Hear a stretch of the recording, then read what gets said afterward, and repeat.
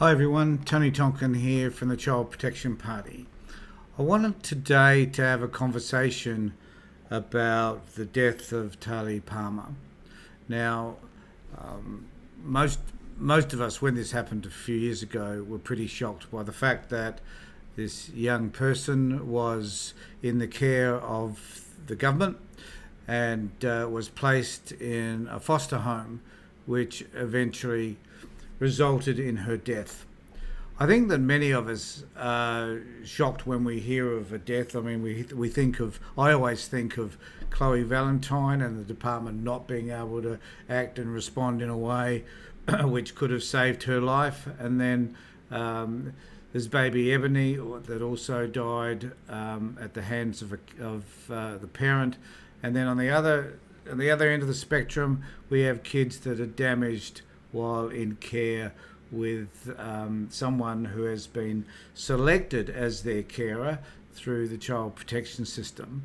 Now, a coroner's report was released the other day in relation to the death of this young person, and there are a few points that I think need to be made, and I'd be interested to know what your response to this particularly might be. The first is, I think that there is evidence now to suggest that the abuse of this child probably had gone on for some time. The abuse, particularly by the son of the father who murdered this child, and there is also some indication that perhaps the child was also molested by the foster parent. Now, the issue for me always has been, and for the Child Protection Party in particular, has always been around what assessments are made of these foster parents. Are they as rigorous with regard to the assessments made of the foster parents as they are of the allegations made against parents? Often we find that the most minuscule of reasons can be presented to prevent a parent from continuing contact with their child, and the penalty for that for a lot of parents is that they don't get to have much contact with their children from very early ages through until the child is 18, by which time that relationship often has been destroyed by the department anyway. How rigorous are the department in checking out what's happening in terms of foster parents? Now, the interesting thing about this particular one, I'll just bring up the news item in relation to this. I just better get rid of myself first. And this is from news.com, I think.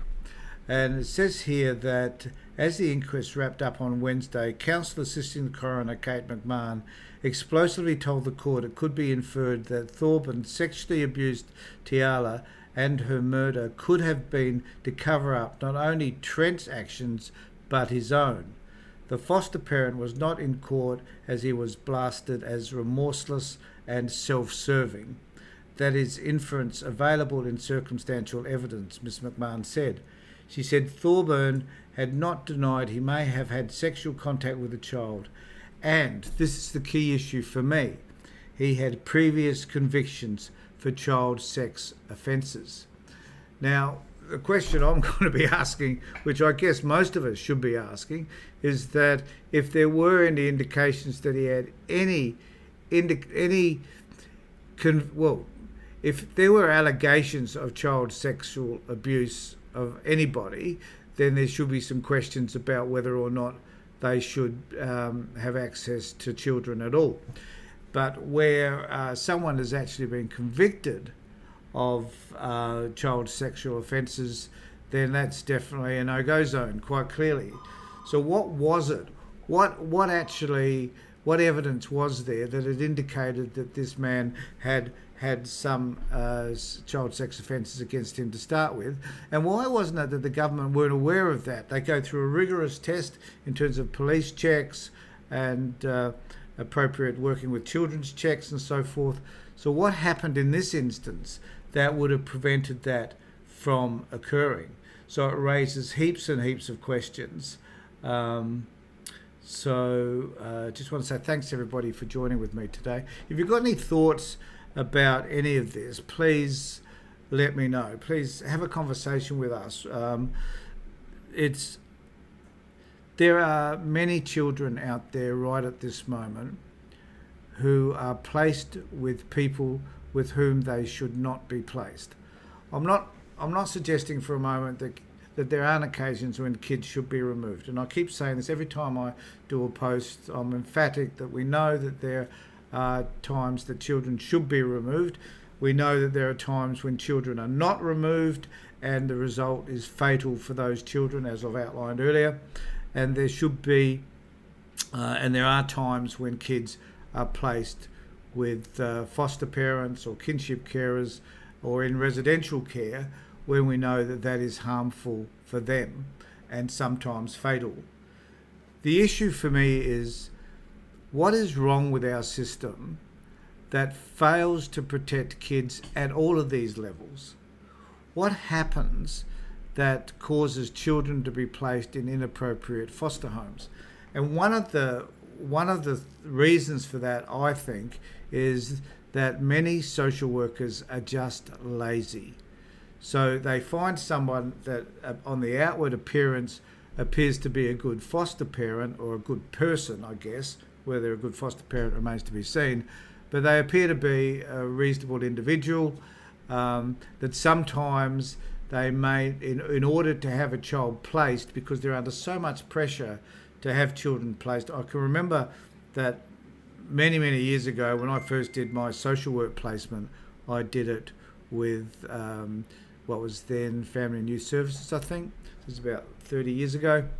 And in that time, I remember that Friday nights were terrible nights when you got a kid that had to come into care, and everybody would race around trying to find an appropriate place in order to put these kids.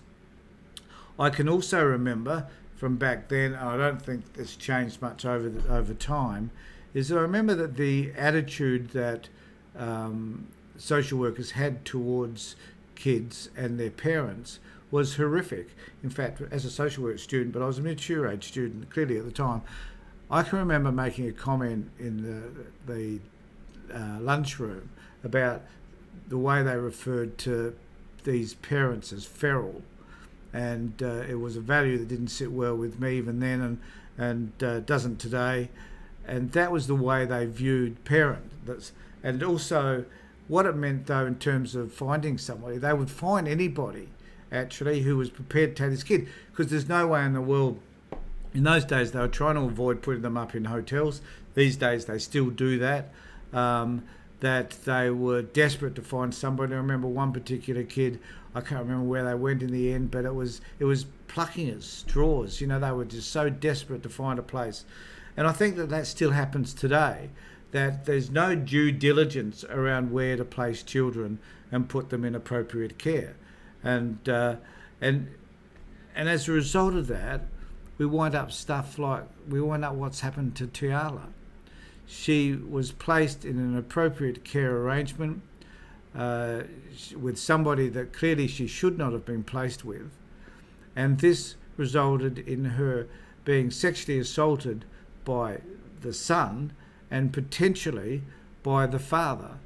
And it just saddens me so much to think of this life being lost because the department failed to do their job. And I do wonder about how many times they do fail in caring for these kids in the way that they should be. And so there are a few, Linda Burns, I don't believe they are looked at as much as they should be. They are asked questions and aren't honest, and sadly they are believed because corruption runs deep and cover-ups are made. And this is the other thing. Look, thanks for raising that, Linda, because what fascinates me also is that no one seems to ever take responsibility. So no one stands up and says, yep, it was an inappropriate placement. We messed up. There were some things that we didn't look for that we should have. That the people that did that assessment in the first place that matter has been addressed with them, and either they've been sacked, they've been demoted, or something else has happened, they've been reprimanded in some way, and we're correcting our systems to make sure that this does not happen again. I think that would be a reasonable response. But we don't hear any of that. What we hear is silence from the department. And in the Chloe Valentine case, some of the people that made the decisions that kept Chloe with her mother, they got promoted. So there wasn't any sense of retribution, any sense of some sort of punitive response to the fact that the decisions meant a child had died. So in this instance, what decisions have been made that what decisions have been made that are going to improve this system as opposed to allowing it just to slide? Because there will be another case. As sure as I sit here, at some point there will be another death. And it will be because whatever systems needed to be addressed were not. And that this random placing of people because there's a sense of desperation, because maybe they don't want to have to work long hours on a Friday night for the weekend, or it is a weekend and they have to find a placement for a child, whether it be emergency placements or whatever, and they just don't have enough of them. These could be all valid reasons why some of these poor decisions are made. But whatever the reason is, it's not good enough. They need to either tighten up the system, put more people in place in order to do the evaluations, have more foster families available that are prepared to take on these kids, make sure that the foster parents are appropriately evaluated and assessed, and also kinship carers, and also people that work within residential care facilities need the same. It needs to be in essence, it needs to be the same throughout the whole system. Doesn't matter where that child is placed. Or perhaps, just perhaps, they could think about not removing the child, and they could think about just working with the parents. Now, I don't know Tialeigh's situation with regard to her family, but let's imagine for a moment that this child could have remained with her own biological family if the work was done, if someone was committed to work with the parent. The outcome would have been different, heaps different. So how many of these silly mistakes are made and children suffer as a result? And as I've said many, many times, the outcomes for these kids that are in care is appalling anyway. The loss of a life is a tragedy and should never, ever happen. As the phone's binging madly because there's a lot of messages coming through. Linda, thanks for your comments. So Lynn says, now I'm studying child, youth and family interventions. It makes me furious. Well, become furious, Lynn. I think it's probably a good thing that you are furious, because these issues need to be addressed, and we need to get angry in a controlled way. We need the public to make a stand against a system that fails children continually. And one of the biggest issues that we have at CPP is that that the issues around children, and I think this particular issue around this young person, is of particular interest, because when this happens, the news media and the media, they all take note and they become obsessed for a short period of time with whatever has happened to this child. And that's fine, and it brings it to the attention of the public. But it doesn't last beyond just a few pages of the newspaper. And then it dwindles away, and then we've forgotten about Tialeigh for 3 years, and then there's a coronial inquest that comes up, and suddenly it's on the front page again, and we're all taking note. The reality is that it's not the end. It is a tragedy, But it's not the end, because there are people out there who will continue to abuse kids. There are people out there who are pedophiles who will perhaps slip under the radar. They haven't been noticed. That whatever their interactions have been have never been picked up by the police. They have a clean slate. They will seek opportunities to be foster parents, and they will abuse kids, and in some cases maybe kill them, but they will abuse them, which damages them, of course, for the rest of their lives. So, but I think there are a lot of people out there who are prepared to look after kids, who don't have those issues sitting in their lives, that they are genuine about caring for kids. And I would suggest that more and more of those people put up their hands if need be, because,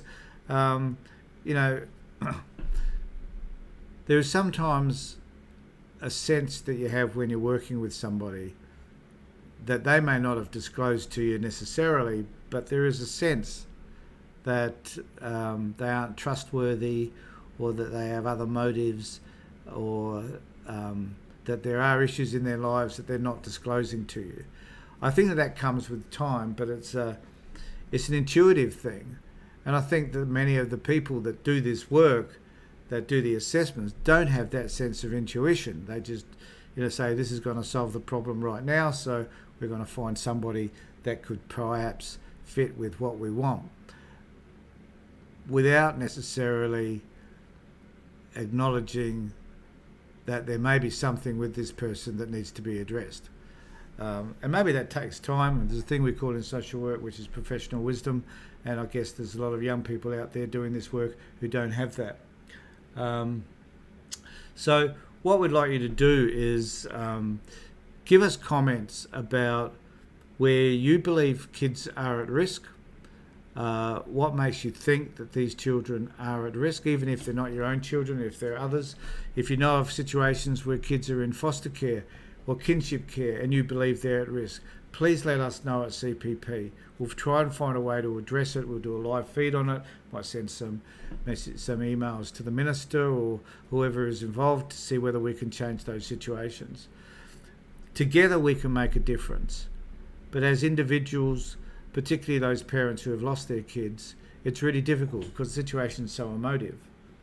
But what we would like to do is to be able to band together as a team, namely the CPP, in order to address some of these issues that concern you. But at the moment, I just want us to remember this young girl, who had an opportunity, who should have had an opportunity to have a fulfilling life, but it was cut short because of the terrible behaviour of the father, the son, the ignorance of the mother. All of these people suffered penalties as a result.